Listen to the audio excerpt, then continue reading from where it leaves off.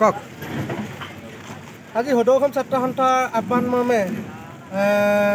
আমি খিয়াজকাট সীমান্ত আঞ্চলিক ছাত্ৰ সন্থাই বান্দৰদেৱা উচ্চতৰ মাধ্যমিক বিদ্যালয়ৰ 15 নং ৰাষ্ট্ৰীয় ঘাইপথৰ মাছমজিয়াত আমি অসমীয়া মাধ্যম ভাষাৰ বিৰোধী যি কেবিনেট সিদ্ধান্ত তাৰ বাতিলৰ দাবীত আজি প্ৰতিমূৰ্তি দাহ কৰা হয় অসমীয়া মাধ্যম ভাষাৰ প্ৰতিলিপি দাহ কৰা হয় আৰু এই দাহ অসমীয়া প্ৰতিলিপি দাহ কৰা কাৰ্যসূচীৰ পৰা আমি কেন্দ্ৰ চৰকাৰ তথা অসম চৰকাৰ সকীয়াই দিব বিচাৰিছোঁ এই অসমীয়া যি মাধ্যম ভাষা যি বিৰোধী ছাত্ৰ সন্থাই কৰি আছে অনাগত দিনলৈ কৰি যাব আৰু অসম চৰকাৰ তথা কেবিনেট চৰকাৰক আমি ক'ব বিচাৰিছোঁ অতি শীঘ্ৰে এই আইনখন বাতিল কৰক অন্যথা ছাত্ৰ সন্থাই অনাগত দিনত ধাৰাবাহিকভাৱে কাৰ্যসূচী গণতান্ত্ৰিকভাৱে আন্দোলন কৰি যাবলৈ বাধ্য থাকিম এইটো নিশ্চিত আৰু এই আইনখনে যে অসমীয়া ভাষা আৰু অসমীয়া যি আমাৰ সংস্কৃতি অসমীয়া যি আমাৰ ভাষাৰ এই গোটেইখিনি ধ্বংস কৰিব এইটো নিশ্চিত গতিকে আমি ছাত্ৰ সন্থাই আজি এই প্ৰতিলিপি কাৰ্যসূচীৰ পৰা এই আইনখন বাতিল কৰিবৰ কাৰণে দাবী জনালোঁ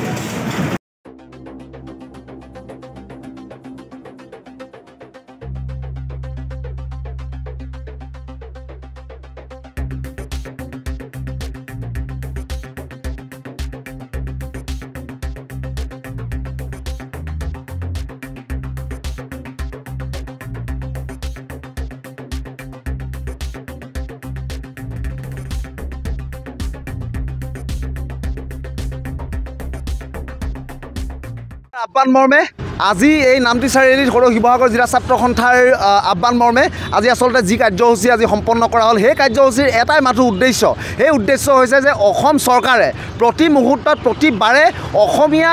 ভাষা মাধ্যম বিৰোধী যিটো সিদ্ধান্ত এই সিদ্ধান্তক তেওঁলোকে আচলতে প্ৰশংসাৰে উপচাই পেলাই সেই সিদ্ধান্ত দি মাতৃভাষা হত্যা কৰাৰ যি ষড়যন্ত্ৰ সেই ষড়যন্ত্ৰক আমি আচলতে একেমুখে আজি ধিক্কাৰ দি আজি এই প্ৰতিবাদী কাৰ্যসূচী আমি হাতত লৈছোঁ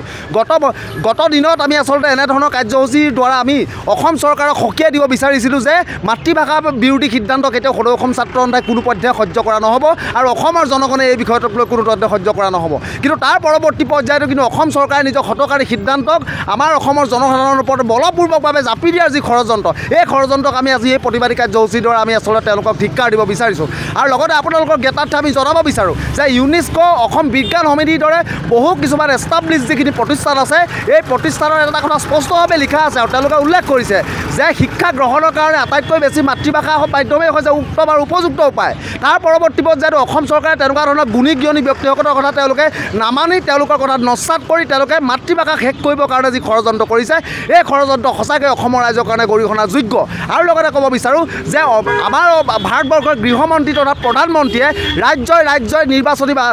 আচলতে অনুষ্ঠানত তেওঁলোকে ভাষণ দিয়ে আৰু তেওঁলোকে ভাষণত ফুলজাৰি মাৰি কয় যে অসমীয়া মাধ্যম হওক বা মাতৃভাষা মাধ্যমক বিশেষভাৱে গুৰুত্ব প্ৰদান কৰি প্ৰকৃততে শিক্ষাৰ যিটো শিক্ষা প্ৰণালীটো পৰিচালনা হ'ব লাগে কিন্তু তাৰ পৰৱৰ্তী পৰ্যায়তো অসম চৰকাৰ নাচুৰ বান্দা হৈ প্ৰতিটো মুহূৰ্তত আজি এই কেন্দ্ৰীয় চৰকাৰৰ সিদ্ধান্তকো সম্পূৰ্ণৰূপে নস্যাৎ কৰি যি ধৰণৰ মাতৃভাষা বিৰোধী সিদ্ধান্ত লৈছে এই সিদ্ধান্তক আমি একেমুখে গৰিহণা দিব বিচাৰিছোঁ আৰু তেওঁলোকক সকীয়াই দিব বিচাৰিছোঁ যে অনাগত ভৱিষ্যতে যদি এই অধিসূচনা আৰু এই প্ৰতিলিপি তেওঁলোকে যদি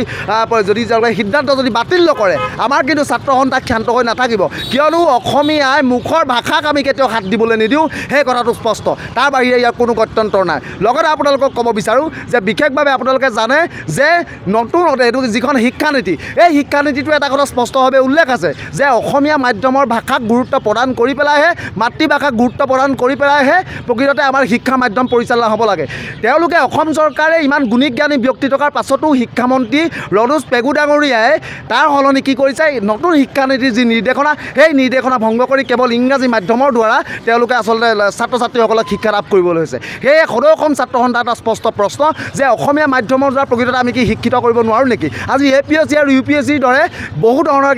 আচলতে প্ৰতিষ্ঠিত যি আচলতে প্ৰতিযোগিতা আছে এই প্ৰতিযোগিতাত কিন্তু নিজৰ মাতৃভাষা মাধ্যমৰ দ্বাৰাই কিন্তু সফল হ'বলৈ সক্ষম হৈছে ধন্যবাদ জয় আই অসম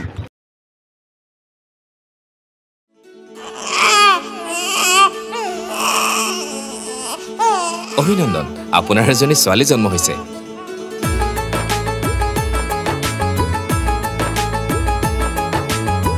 লাহি পাহিয়ে